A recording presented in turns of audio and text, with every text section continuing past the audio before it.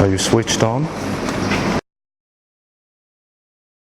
But you see, this is a story that I learned in astrology. He put him into the school of the centaur Chiron. And in astrology, Chiron and the snakes is the symbol of medicine and the principle of healing. And so the bust, the marble is from Attica. Just don't walk over that thing. Don't touch over it or set off a huge alarm. You just gotta walk around it like this. Yes, all of their bodies were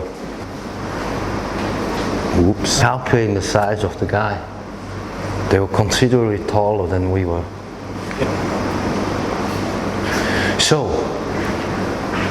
my understanding is that they left their place wherever they were on the islands and went into some sort of search for a new place.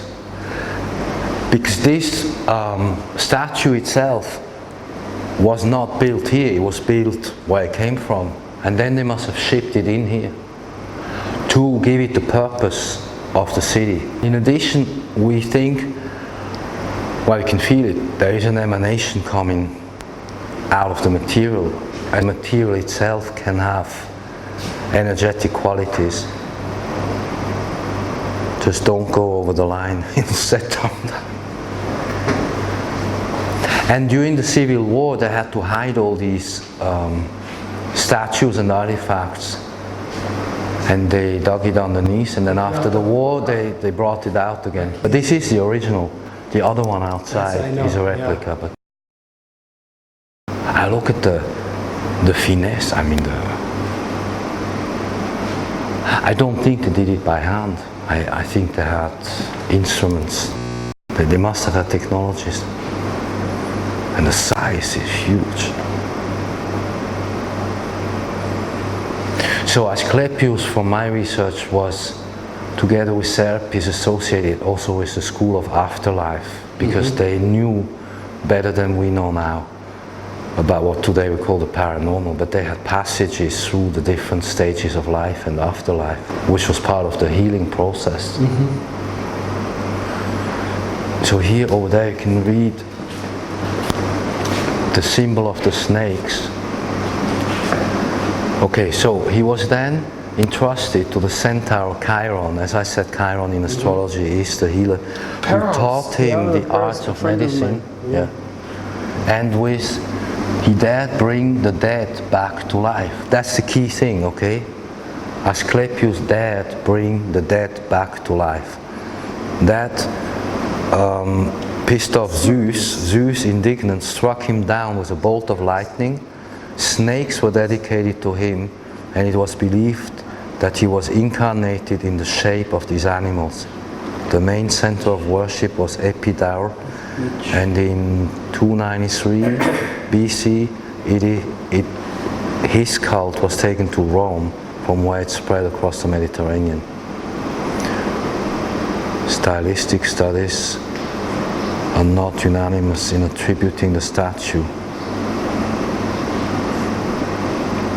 This is where they're unsure, is it Jupiter, is it Serapis? But I know from studies Greco-Egyptian, Serapis is Apis and then Lil, which leads us back to the extraterrestrial. Asklepios was before Jesus? Yes. He may have been, I think, way before the actual classical history that we're being told. I mean, I know this was associated with the Egyptians, who in turn knew from the Pleiadians how all of this was going. That's a serpent symbol. Yes. And this must have been the staff, like the wand, that piece there. Oh, they had elaborate. So they said, oh, this is 2nd century. This must be Hermes, no?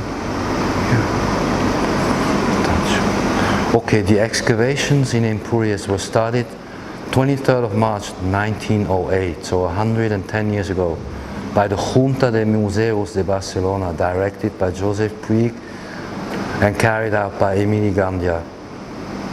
In 1909, The two parts of the statue identified with Asklepios were found in the area of the temples, along with the other sculpted marble remains, like the snake and the feet.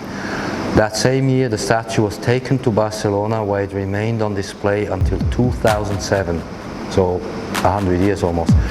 On the occasion of the centenary of the beginning of the excavations, it has been returned to Empuries after careful restoration.